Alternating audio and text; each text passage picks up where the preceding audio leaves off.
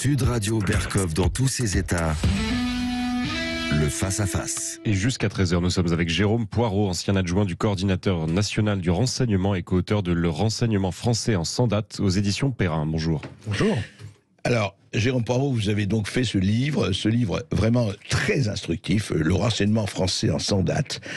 C'est très instructif parce qu'effectivement, on parle, Dieu sait s'il y a eu des films, des séries, on sait, Le Bureau des légendes, mais les films et les livres de John le Carré, enfin, le renseignement, c'est une légende mondiale, et Dieu sait s'il y a eu des œuvres, et Dieu sait s'il y a eu des livres là-dessus, et c'est toujours passionnant.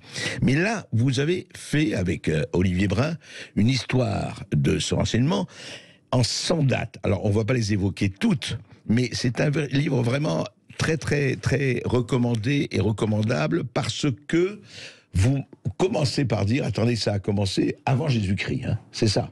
Oui, bien sûr. Vous savez, le renseignement, c'est une activité humaine par excellence. Dès qu'il y a eu des communautés humaines, il a fallu d'abord lutter les unes contre les autres. Parfois, les tribus les plus primitives, vous savez, volaient des femmes dans les tribus adverses parce que c'était très important pour eux, perpétuer l'espèce. Donc, il faut savoir où on peut trouver des femmes, des denrées. Et puis, quand on fait à ce moment, dans le moment de la chasse et de la cueillette. Bien sûr, et quand on fait la guerre, quand on s'oppose, évidemment, avoir du renseignement, c'est une arme décisive. Alors, sur quoi se structure ce renseignement? On parlera, vous en parlez évidemment, c'est le fil rouge, le secret bien sûr, la stratégie, le secret, etc. Mais au fond, de quand date la structuration de renseignement? On a commencé à avoir des hommes ou des femmes dédiés à nous dire, voilà, il faut que pour défendre sa patrie, sa nation, ou ses intérêts bien sûr, on a besoin de gens dédiés à ça. Alors, il y a eu, en France, on peut remonter à Louis XI, au XVe siècle, où il y a, mais c'est parce que c'est Louis XI, une volonté farouche du roi de l'époque d'utiliser le renseignement dans toutes les activités politiques qu'il conduisait, pour faire la guerre, pour surveiller ses alliés, parce qu'il faut aussi surveiller ses alliés, ses ennemis, pour faire de la police politique intérieure, et puis à des fins économiques. C'est Louis XI, ça? C'est en France, vraiment c'est Louis XI. Mais ensuite, il y a eu des périodes de traversée du désert complète du renseignement. C'est la deuxième moitié du 19e siècle qui a permis là de commencer à structurer véritablement un renseignement d'abord militaire, de qualité, et puis il y a eu, à partir du début du XXe siècle, beaucoup de progrès dans le renseignement policier, dans le renseignement douanier entre les deux guerres, et puis depuis la Deuxième Guerre mondiale, on peut dire qu'on a une organisation du renseignement en France qui, sans être parfaite, est véritablement efficace. Et alors, justement, comment c'est-à-dire, qui a été où? Qui ont été les initiateurs, les véritables, vous le racontez dans votre livre, non seulement les théoriciens, mais les initiateurs de ce qui est le renseignement. C'est-à-dire, comment ça a été organisé? Ça qui est très intéressant, c'est comment ça a été acté, incarné. En fait, il y a effectivement des théoriciens du renseignement depuis le 19e siècle en France. Si on en retient un, il y a le général Jules Laval, dans les années 1880, qui publie un traité tactique de renseignement qui est extrêmement complet. Mais on peut dire que ni ses collègues généraux dans les années qui ont suivi, ni les responsables politiques n'en ont tiré vraiment beaucoup de conséquences. Mais lui déjà structure, enfin élaboré. Oui, bien sûr, parce que d'abord il y avait beaucoup de pays étrangers, à commencer par la Prusse, qui était un grand pays de renseignement, et puis il y a dans toute l'histoire depuis le Haut Moyen-Âge des traités à destination des rois, des chefs militaires qui expliquent l'art de gouverner, et dans tous ces traités il y a toujours des chapitres sur le renseignement, parce qu'on ne peut pas conduire un État ou conduire la guerre sans renseignement. Bien sûr. Et alors, quand vous dites que ça n'a pas du tout été suivi, c'est-à-dire qu'au fond, la doxa, à l'époque, enfin, pour faire la guerre, parce que ça a été la guerre, l'instrument, comme pour beaucoup de technologies ensuite, et de comportements, ils disaient, oui, mais ça ne sert à rien, nous, on sait comment faire la guerre. C'est quoi? C'était une négligence, où on dit, mais ça ne nous sert pas à grand-chose? Je pense que c'est intimement lié à la culture française, à la culture, pour prendre des mots d'aujourd'hui, des élites françaises militaires et politiques. Parce que, notamment dans l'armée, les officiers ont toujours considéré que les méthodes du renseignement, c'est-à-dire la ruse, la dissimulation, le mensonge, utiliser de fausses identités, etc., c'était contraire à l'honneur du soldat. Ah oui.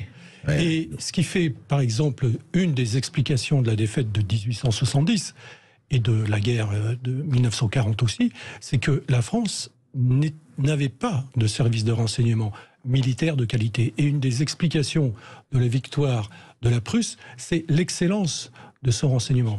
Vous savez, si on remonte un peu dans le temps, Frédéric II de Prusse, se moquant de la France et du maréchal Soubise, disait: le maréchal Soubise se fait suivre par 100 cuisiniers, moi je me fais précéder par 100 espions. Ça dit tout. Formule intéressante, absolument, absolument. Mais alors, comment ça se fait? Parce que vous dites 40. En 40, on n'avait pas encore de renseignement militaire de qualité? Si, on avait du renseignement militaire de qualité, mais vous savez, on prête beaucoup au renseignement. Dès que quelque chose ne va pas, dès qu'il y a une défaite, une faillite, un problème, c'est la faute du renseignement. Oui, mais on l'a très bien vu à la fin des années 30 et jusque pendant les hostilités en mai-juin 40. La drôle de guerre. Il y avait du renseignement, mais que soit les chefs militaires, soit les chefs politiques n'ont pas voulu prendre en compte. Ils n'y ont pas cru ou ils n'ont pas voulu l'utiliser parce que ça les aurait obligés à prendre des décisions difficiles.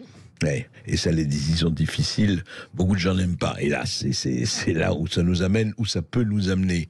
Donc, en fait, est-ce qu'après, bon, la défaite, la collaboration, 44-45, la victoire, est-ce que tout ça a été, vous en parlez aussi, parce que vous énumérez beaucoup de dates, et encore une fois, c'est très intéressant. Est-ce qu'après, il y a une vraie organisation? Est-ce qu'on peut dire que c'est après la Seconde Guerre mondiale que le renseignement tel qu'on le connaît aujourd'hui, alors on ne va pas énumérer les DGSE, DGSI, renseignements généraux, enfin vous en parlez très en détail. Est-ce que c'est à ce moment-là qu'il y a eu une vraie structuration ou ça a été même plus tard? Il y a deux grandes étapes dans la structuration du renseignement français. Il y a effectivement l'après-guerre, et pas seulement en France. Et si on retient seulement un élément, c'est la volonté du général de Gaulle de constituer un service de renseignement extérieur, donc qui fait du renseignement à l'extérieur, du contre-espionnage à l'extérieur, civil, ça c'est très important, c'est la volonté du général de Gaulle, et permanent. Vous savez, les Américains n'avaient pas de service de renseignement civil extérieur avant la Deuxième Guerre mondiale. Ils ont créé le fameux OSS, mais en 1945, l'OSS est dissous parce que les Américains considèrent qu'on n'a pas besoin, hors le temps de guerre, d'un service comme ça. Et puis ils sont rattrapés par la guerre froide et ils créent la CIA seulement en 1947. Oui, il faut donc, rappeler. Oui. Il y a un tas de choses qui sont faites, dont la création du SDEC, c'est-à-dire le prédécesseur de la DGSE. Puis l'autre grande date, c'est 2007-2008, c'est la révolution du renseignement français voulue par Nicolas Sarkozy, qui consiste, ça peut paraître étonnant de dire ça, mais qui consiste pour le pouvoir politique à assumer l'appareil de renseignement. Et assumer l'appareil de renseignement, ça veut dire lui donner des instructions, c'est-à-dire c'est le pouvoir politique qui dit, voilà, c'est les informations dont j'ai besoin, c'est ceci et cela. Oui, fixer la stratégie et fixer le cap. On en parle tout de suite après une petite pause. Ici Sud Radio. Les Français parlent aux Français. Les carottes sont cuites. Les carottes sont cuites.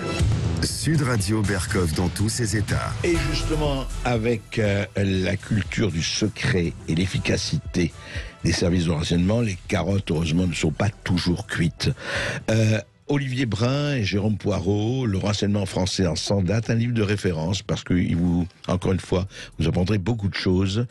Et Jérôme Poirot, alors justement, on développe, vous avez parlé de Sarkozy et des rapports du politique et du renseignement, mais est-ce qu'il n'y a pas, comme tout bon roman d'espionnage qui se respecte, des services de renseignement qui quelquefois débordent, quelquefois sortent des passages floutés, quelquefois n'obéissent pas vraiment à la hiérarchie politique? On a eu ça comme tout le monde. Oui, bien sûr. Vous savez, une des grandes caractéristiques des services de renseignement et des agents qui sont dans ces services, c'est qu'ils sont très intelligents, très bien formés, ils ont beaucoup d'imagination et ils ont le culte du secret. Donc ils sont capables de faire un tas de choses sans que forcément on puisse le savoir, le détecter. Le culte du secret étant fondamental. Ah ben c'est l'ADN des agents de renseignement. Et donc effectivement, le renseignement c'est indispensable pour mener une politique. Il faut évidemment faire confiance dans les chefs du renseignement, mais il faut aussi contrôler ce qui se passe, contrôler sans les entraver, parce qu'il leur faut quand même une liberté d'action pour faire ce qu'on leur demande, mais il faut adapter le contrôle, et on le voit avec l'exemple américain, depuis le milieu des années 70, il y a des systèmes de contrôle, notamment parlementaires, très intrusifs, mais la CIA et la NSA, la fameuse agence technique, les grandes oreilles américaines, sont quand même les acteurs de toutes sortes de turpitudes, y compris dans les années 2010. Et puis on l'avait vu avec Trump et Mueller, et accusé, vous savez, la collusion avec les Russes, fausse collusion, etc. C'est allé très loin, tout cela. Oui, bien sûr. Donc c'est un sujet très difficile que de contrôler les services de renseignement. Il faut pouvoir accepter qu'il y ait parfois quelques débordements, mais il ne faut pas les entraver, sans quoi, effectivement, leur utilité devient marginale. Mais alors justement, un fait d'actualité, puisque ça date il y a un mois, le chef du renseignement militaire français quitte son poste, faute d'avoir suffisamment alerté sur le risque de guerre en Ukraine. Ça s'est passé un mois. Donc, en fait, c'est le pouvoir politique qui, à chaque fois, décide. Voilà, là, il y a eu, par exemple... il a quitté son poste, mais on lui a fermement conseillé de quitter son poste, ou pas? Oui, bien sûr, c'est une décision politique voulue par le chef d'état-major des armées, manifestement, mais ça n'est possible qu'avec l'assentiment du président de la République. C'est ça. Vous savez, le renseignement français, depuis une quinzaine d'années, a pris une place qu'il n'avait jamais eue dans l'appareil d'État. Et moi, je considère que le fameux domaine réservé du président de la République, constitué par les affaires de défense et des affaires étrangères, a maintenant un troisième pilier qui est le renseignement. Parce qu'en France, le patron du renseignement, c'est le président de la République, et c'est une excellente chose. C'est ça fait partie de son domaine réservé. Bien sûr. Cela dit, en parenthèse, le domaine réservé s'étend de façon très très forte en ce moment, mais enfin, c'est une autre affaire. Je voudrais vous demander, justement, on parlait, vous disiez vous-même que effectivement les militaires français, il y avait le panache, cher à Edmond Rostand, le panache Cyrano et autres, et on se disait, oui, qu'est-ce que c'est que ces guerres de l'ombre? Et on sait que la guerre de l'ombre, c'est tellement important, on l'a vu avec fortitude, avec la Seconde Guerre mondiale, etc. Enfin, les exemples abondent. Et au fond... vous dites dans votre livre que on ne parle souvent que des renseignements des services de renseignement que quand il y a effectivement ce qui arrive, évidemment, comme à toute activité humaine, des bourdes, etc., le Rainbow Warrior et d'autres, disons, mais on oublie de dire qu'il y a aussi des réussites, et les réussites, on n'en parle, vous le disiez en antenne, que quand c'est instrumentalisé politiquement, évidemment. Et pour vous, est-ce que tout cela devrait rester secret, ou le devoir de transparence que beaucoup de gens demandent, et à juste titre quelquefois, est-ce que c'est en contradiction, en fait? Parce que effectivement, le renseignement, c'est par essence quelque chose qui ne doit pas transparaître, sinon les espions sont attrapés, se font emprisonner, torturer ou massacrer. Et comment arriver à ce paradoxe, et comment arriver à cet équilibre? C'est possible, c'est un équilibre délicat qu'il faut trouver. Ce qui est incontestable, c'est qu'il ne peut pas y avoir d'activité de renseignement sans secret absolu. Alors ensuite, vous avez raison, il y a des exigences dans les démocraties de plus en plus fortes pour que ces activités secrètes fassent l'objet à la fois d'un contrôle, mais aussi d'un minimum de compte-rendu. Et c'est pour ça que, par exemple, en 2007, au mois d'octobre 2007, c'était une des lacunes du système français, a été votée une loi qui prévoit qu'une délégation parlementaire au renseignement, c'est-à-dire un petit groupe composé de 4 sénateurs et 4 députés, pourra, pour le Parlement, exercer un contrôle adapté, bien entendu, sur l'activité des services de renseignement. Mais il y a d'autres moyens, en fait, de parler du renseignement. Alors, depuis maintenant une bonne dizaine d'années, ce qui n'existait absolument pas avant, les directeurs des services sont parfois missionnés par le gouvernement pour donner des interviews dans la presse écrite, dans la presse audiovisuelle, parce qu'il semble nécessaire, notamment du fait de la lutte contre le terrorisme, que les Français comprennent mieux comment tout ça fonctionne et quelles peuvent être à la fois les limites, mais l'intérêt de ce type d'activité. Et ça existe depuis une dizaine d'années, pas avant. Non, avant c'était le monde du renseignement était moqué en France et les responsables politiques s'en méfiaient pour l'essentiel, et les services de renseignement n'étaient connus, comme vous le rappeliez, essentiellement qu'à travers des scandales ou des échecs, le Rainbow Warrior, ou en 1973, la DST qui pose des micros au canard enchaîné, qui se fait démasquer dans les heures qui suivent. Oui, et c'est intéressant parce que dans la Résistance, vous vous rappelez, on parlait, Joseph Kessel avait écrit un roman sur l'armée des ombres, et par essence, les services de renseignement, ce sont les hommes et les femmes de l'ombre, bien sûr, et qui doivent le rester. Et comment il se fait, alors j'ai l'impression, corrigez-moi si je me trompe, que dans la culture anglo-saxonne, l'espion qui venait du froid ou du chaud ou d'ailleurs, sont des gens quand même qui fascinent, et en France, ça n'a pas été vraiment le cas. En tout cas, je ne sais pas si ça change, mais... Alors, ça change depuis peu, mais effectivement, vous savez, ce qui est très important pour cet univers qui est secret, c'est qu'il y ait des relais. Et la fiction est un relais très important pour valoriser cette activité, dire un certain nombre de choses qui sont vraies, y compris bien parfois sûr. Sur les techniques qui sont employées, sur comment tout ça fonctionne. Et jusqu'à, en fait, 2015, jusqu'au Bureau des légendes, la fiction française était souvent une fiction parodique. Parodique, mais ça peut être de qualité. Si on prend OSS 117, j'y pensais. Ce sont des films merveilleux, de grande qualité. Oui, mais ça ne permet pas de prendre très au sérieux. Voilà, alors que les Anglais ont James Bond, qui est une figure de l'espion totalement fantasmée. Il n'y a jamais eu, ni chez nos amis anglais, ni ailleurs dans le monde, des agents qui ont ce type d'activité et ce type de vie. Mais ce type de fantasme, cette survalorisation de la figure de l'espion, c'est très important chez les Anglais pour donner une stature à l'activité. Comme chez les Israéliens, le Mossad. Bien entendu. Donc ils ont fait une figure mythique, ou presque. Ouais. Bien sûr, oui. Et là, et ça change, vous dites, en France, de ce point de vue-là. Ça a changé. Alors, c'est aussi une des conséquences de la révolution institutionnelle du renseignement de 2007-2008. Il y a eu aussi un volet consistant à aller davantage vers les universités où il y avait déjà des travaux de qualité qui étaient conduits, mais pour inciter et inviter à faire davantage et collaborer, inciter les services de renseignement français à collaborer avec l'université.